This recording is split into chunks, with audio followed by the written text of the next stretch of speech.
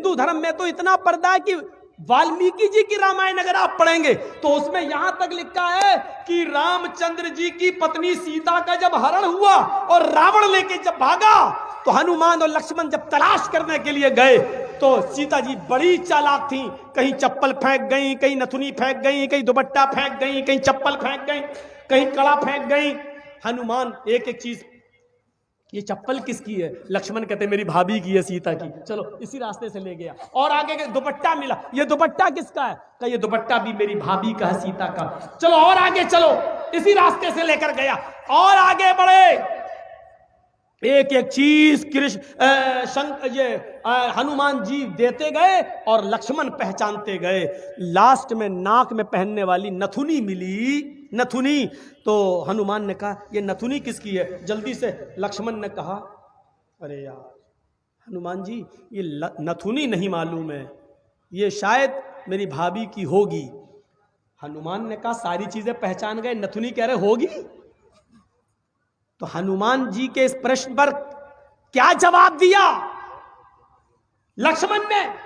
हनुमान जी ये नथुनी अगर मेरी भाभी की थी भी तो मेरी भाभी नाक में पहनती थी, इसलिए मैं नहीं पहचान पा रहा हूं, क्योंकि मैंने आज तक अपनी भाभी का चेहरा नहीं देखा। कहा क्यों?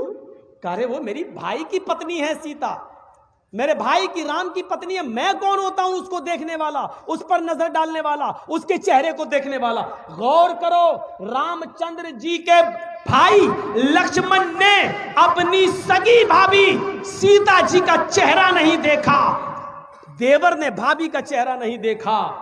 ये हिंदू धर्म की मनुष्य आज वाल्मीकि रामायण आज तक कह रही है, आज तक ये सबसे पुरानी रामायण है वाल्मीकि की, जो 2000 साल पहले लिखी गई है। आज तक उसके अंदर ये लिखा है कि राम के छोटे भाई लक्ष्मण ने सीता का चेहरा नहीं देखा।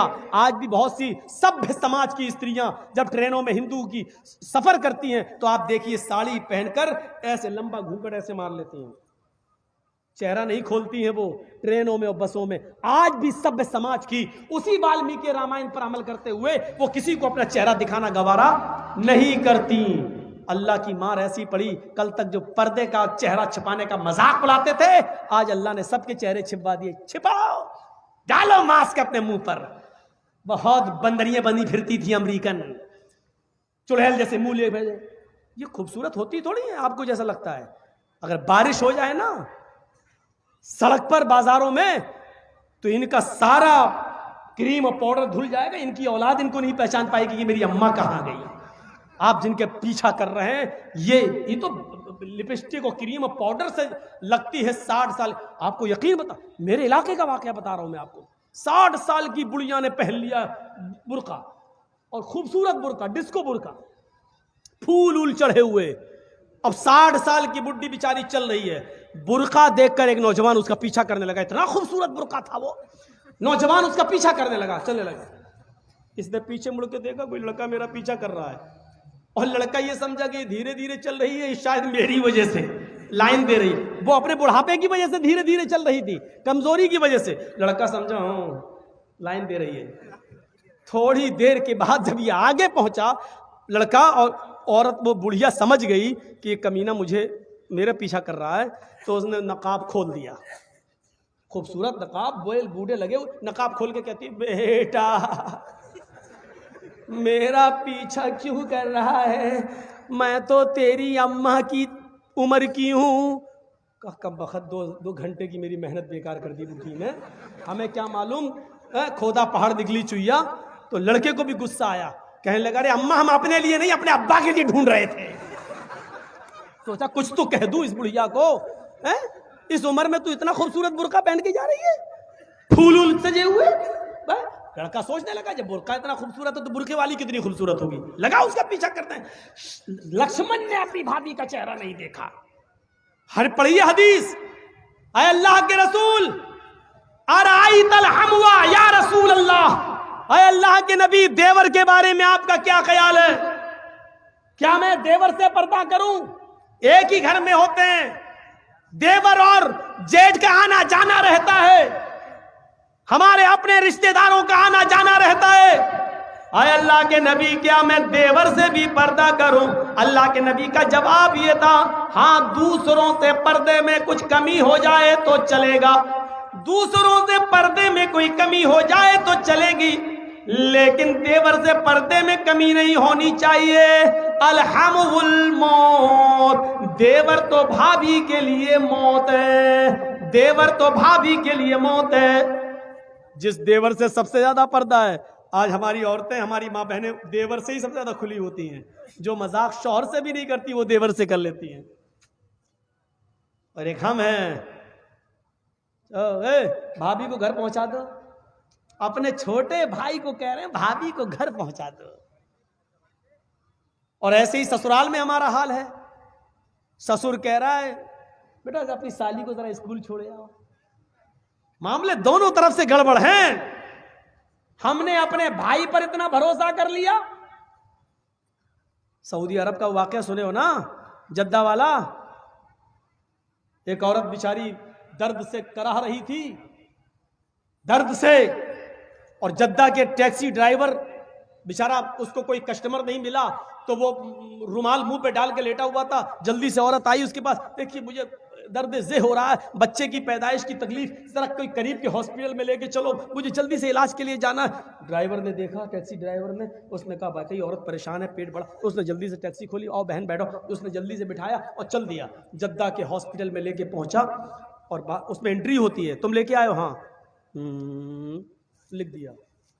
अब ये बैठा है कि जल्दी से वो चेकअप करा के आए, तब हमें पैसा दे, जितना हुआ मेरे रियाल। उधर पता चला साहब उसको एडमिट कर लिया गया है, अभी वो 2-3 दिन रहेगी, आप उसके साथ आए हैं? इसने कहा जी। कहा ठीक है, उसको एडमिट कर लिया गया है। और उसने सोचा कि चलो अब हम चलें, 1-2 दिन के बाद आऊँगा, देख लूँगा अगर बच्चा अच्छा पैदा, अभी इतनी जल्दी छुट्टी थोड़ी हो जाएगी, डिलीवरी का मामला है, जब गुजरूंगा तब ले लूँगा पैसा। ऐसा वो चला गया। ये घर में जैसे ही लेटा, इशा के बाद सोया, फजर की नमाज जमात के साथ पढ़ने जाता था और फजर के बाद टैक्सी चलाता था। फजर की नमाज पढ़ के जैसे ही घर आया, इसकी बीवी ब्रेड और आमलेट बना के लाई, टेलीफोन की घंटी बजने लगी इसके घर पर, क्योंकि जब रजिस्टर पे जब इसने औरत को छोड़ा तो अपने घर का मोबाइल फोन और नंबर सब लिख दिया था। फोन फला बोल रहे हो जी? भोपाल के रहने वाले थे ये लोग, टैक्सी चलाते थे 20 साल से सऊदी अरब में, जद्दा में। अच्छा तुम या अपने घर पे आराम कर रहे हो? का क्या हुआ? अरे कल तुम अपनी बीवी को हॉस्पिटल में छोड़ के गए हो ना, बच्चा हुआ है लड़का, आओ और अपनी बीवी को लेके जाओ यहां से। कहता है डॉक्टर दिमाग तुम्हारा ठीक है? बीवी? अच्छा हुआ ये फोन मैंने उठाया, कहीं मेरी बीवी ने उठाया हुआ होता तो कयामत आज ही आ गई होती। कहा आ रहे हो या मैं पुलिस भेजूं तुम्हारे घर? जिस औरत को यहाँ एडमिट कराने आए हो उसने कहा वही मेरा शौहर था जो यहाँ छोड़ के गया है। मैं आ रहा हूं, तेरा सत्यानाश जाए चुड़ैल डाइन। उसने टैक्सी चलाई और धर से चलाता हुआ चला गया। कहने लगा क्या बदतमीजी है? उसने कहा तुम मुझे छोड़ के चले गए, तुम्हें शर्म नहीं आई? मैं कितनी परेशान रोना शुरू कर दिया। औरत के आंसुओं में भी बड़ी ताकत होती है। वो कहने लगा ये क्या बदतमीजी है? डॉक्टर साहब ये मेरी बीवी नहीं है। डॉक्टर साहब नोक झोंक तो सब घरों में हो जाती है, थोड़ी सी लड़ाई हो गई, हमें यहाँ छोड़ के चला गया। नहीं मैं ये बेटा अरे मेरा नहीं है, चलो अपने घर के झगड़े अपने घर में खत्म करो, चलो। उसने कहा ऐसा है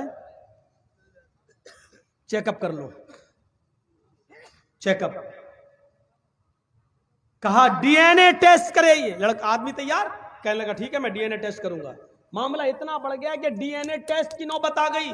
जब इसका ब्लड निकाला जाने लगा और लड़के का ब्लड, तब औरत क्या कहती है? डॉक्टर साहब डीएनए टेस्ट कर लीजिए, लेकिन मशीन कभी कभी गलत रिपोर्ट भी दे देती है।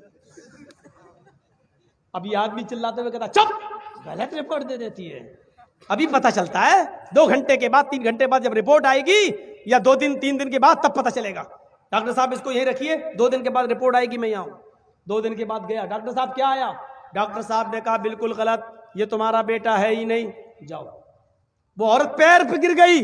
डॉक्टर साहब मैंने कहा था ना कि मशीन की रिपोर्ट कभी कभी गलत आ सकती है। आई, अल्लाह की कसम यही मेरा पति है, यही मेरा हस्बैंड है, यही मेरा आदमी है। डॉक्टर कहता है औरत नकले मत दिखा, चल ये तो इसका बेटा है ही नहीं, साफ साफ रिपोर्ट में आ गया ये बेटा किसी और का है, इसका नहीं है। वो कहने खूब रोई। डॉक्टर कहता मेरी बहन मैं तुम्हें कैसे बताऊं, इस आदमी की रिपोर्ट इतनी डेंजर है, इस आदमी की रिपोर्ट में तो ये आया है कि ये जिंदगी में कभी बाप बन ही नहीं सकता। तुम कह रही हो कि इसका बेटा ये तो बाप बनने के लायक नहीं है। अब इस आदमी का दिमाग खराब। क्या कह रहे हो डॉक्टर? कहा तुम बाप नहीं बन सकते हो भाई, सॉरी।